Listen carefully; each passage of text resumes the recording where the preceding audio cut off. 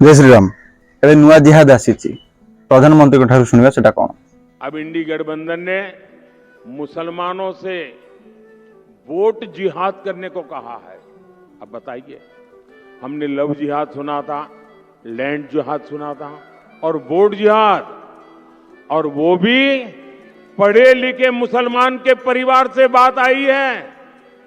ठीक सुनिले, भोट जिहाद कौन आउ कहीं जानिबा पूर्व कोठू आरंभ देखिबा।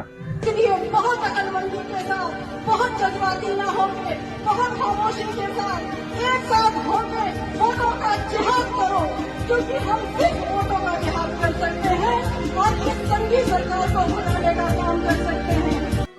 शुणिले तो महिला जनक हेले उत्तर प्रदेश समाजवादी नेता मारिया आलम खां आ से आह्वान करुचंती, आस मुसलमान एकाठी हुआ, समस्ते गोटे जगह भोट दियो, भोटर जिहाद कर।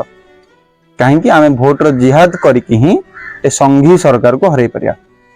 संघी सरकार की जानती, जी आपनकर राम मंदिर पई लड़ाई करिछि, जे आपनकर काशी विश्वनाथ पई, मथुरा कृष्ण जन्मभूमि पई लड़ाई करिवो, जी एनआरसी सीए यूसीसी एभली अनेक राष्ट्रहित एवं हिंदू हितर विचार पई लड़ाई करिवो। से संघी सरकार को माने एकाठी हेई भोट जिहाद करी हरैबार योजना कर सारलेनी। किंतु एबे भी आम हिंदू मागणा चाउल, मागणा बिजुली आ टंकार बिक्री होचंती।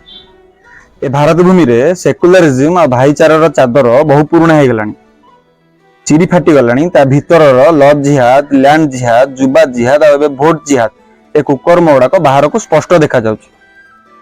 स्वार्थ रे भाईचारा आ सेकुलरिज्म रो ए मिछ नाटक, तुच्छ नाटक को छाड़, निजे चेती जाओ एवं अन्य मानकु चेताबार लागि पड़ो। आपण माने बुद्धिमान। जय श्री राम।